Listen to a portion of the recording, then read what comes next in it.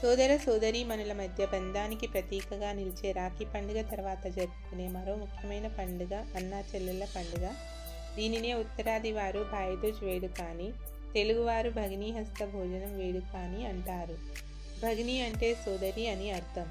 ఆమె చేతితో పెట్టే భోజనం కనుక భగినీ హస్త భోజనం అయింది. ఈ పండుగను కార్తీక మాసం శుక్లపక్ష విదియ రోజున జరుపుకుంటారు. భగినీహస్త భోజనం వెనుక ఉన్న పురాణ గాథ. మృత్యుప్రదాత యమధర్మరాజు జీవుల పాపపుణ్యాలు ఎంచుతూ వారికి తగిన విధంగా శిక్షిస్తూ తమ విధులను నిర్వర్తిస్తూ ఉంటాడు. పెళ్లి అయిన తమ ఇంటి నుంచి మెట్టింటి అడిగిపెట్టిన తన చెల్లెలు యమున ఇంటికి ఒక్కసారి కూడా వెళ్ళలేకపోతాడు. యమున తన అన్నను ఎన్నిసార్లు ఇంటికి భోజనానికి రమ్మని పిలిచినా సరే తీరిక లేక యమధర్మరాజు తన చెల్లెలి ఇంటికి వెళ్ళలేదు. దీంతో యమున చాలా నిరాశ చెందుతుంది. మార్కండేయుడిపై యమపాశం.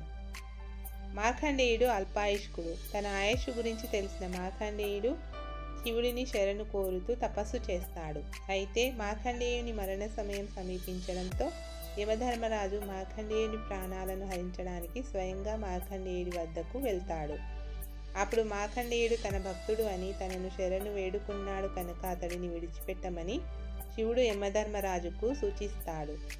అయితే యముడు శివుడు చెప్పిన విషయాన్ని అంగీకరించాడు. జీవుల మరణం ఆసన్నం అయినప్పుడు తమ విధులను నిర్వహించడం తన కర్తవ్యం అంటూ మార్కండేయునిపై యమపాశాన్ని విసురుతాడు. అప్పుడు మార్కండేయుడు శివలింగాన్ని గట్టిగా పట్టుకొని ఉంటాడు. దీంతో ఆ యమపాశం వెళ్ళి శివలింగాన్ని తాకుతుంది. తన మాటను లెక్క చేయకుండా తన మీదకే యమపాశాన్ని విసిరిన యమధర్మరాజుపై శివుడికి ఆగ్రహం కలుగుతుంది. దీంతో తన త్రిశూలాన్ని యమధర్మరాజుపై ప్రయోగిస్తాడు. చెల్లెలి ఇంటికి చేరుకున్న యముడు త్రిశూలం నుంచి తప్పించుకునేందుకు యముడు సర్వలోకాల్లో పరిగెత్తి చివరకు అనుకోకుండా తన చెల్లెలు యమున ఇంటికి వెళ్ళి తలదాచుకుంటాడు. తన ఇంటికి అకస్మాత్తుగా వచ్చిన అన్నను చూసిన యమున చాలా సంతోషపడుతుంది. అన్నకు సకల మర్యాదలు చేస్తుంది. చెల్లెల్ని చూసిన ఆనందంలో యమధర్మరాజు కూడా తన వెంట పడుతున్న త్రిశూలం గురించి మర్చిపోతాడు. చెల్లెలు చూపించిన ప్రేమ ఆదరణలకు పరవశించిపోతాడు. చెల్లెలు తన అన్నకు ఇష్టమైన వివిధ రకాల వంటలను వడ్డిస్తుంటే యమధర్మరాజు వాటిని తింటూ పరవశించిపోతాడు. అదే సమయంలో శివుడు ఆ అన్న చెల్లెళ్ల అనుబంధాన్ని చూస్తాడు.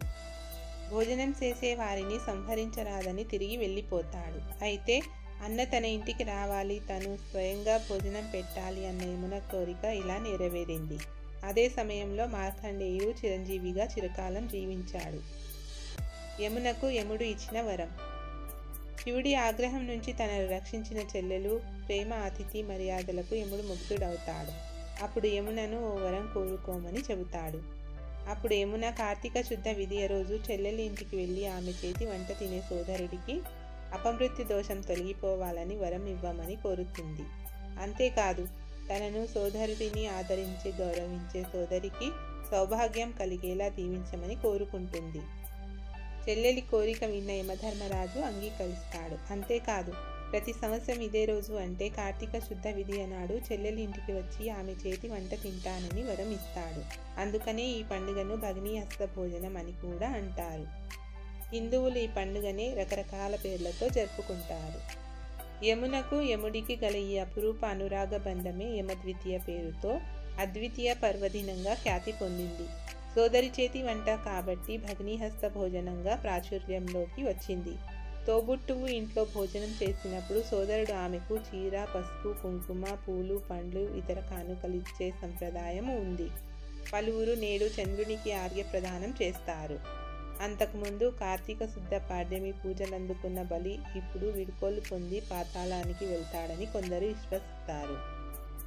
ఇదే పర్వదినాన యముడితో పాటు చిత్రగుప్తుడు కూడా మహిళల పూజలు అందుకుంటాడు. ఈరోజు చేసే దాన ధర్మాల కారణంగా విశేష పుణ్యం ప్రాప్తిస్తుందని భక్తుల నమ్మకం. ఈ పర్వదిన ప్రత్యేకతను స్మృతి కౌస్తుభం, చతుర్వర్గ చింతామణి, భవిష్య పురాణం వంటి గ్రంథాలు విపులీకరించాయి. ఈ యాంత్రిక యుగంలో కుటుంబ సభ్యుల మధ్య పరస్పర అవగాహన, సంబంధ బాంధవ్యాలు క్రమక్రమంగా సన్నగిల్లుతున్నాయి. వాటిని తిరిగి నెలకొల్పడానికి, పునరుద్ధరణ ద్వారా భారతీయ కుటుంబ వ్యవస్థ వెలుగొందేలా చేయడానికి ఇటువంటి పండుగలు దోహదపడతాయి. ఆర్థిక బంధాల్ని అర్థపూరితంగా మార్చేవి అందరూ ఒకరినొకరు ప్రేమపూర్వకంగా పలకరించుకోవడానికి వేదికగా నిలిచేవి ఇటువంటి పర్వదినాలే. అనుబంధాలను గుర్తు చేసుకోవడమే కాక రేపటి తరాల వారికి వీటి ప్రాధాన్యం తెలియజేయాల్సిన అవసరం ఎంతో ఉంది. ఇవన్నీ పెద్దలు ఆశించి ఉపదేశించినవి. వీటిని తూచా తప్పక ఆచరణకు తెచ్చినప్పుడే సంస్కృతి సంప్రదాయాల పరిరక్షణ సుసాధ్యమవుతుంది.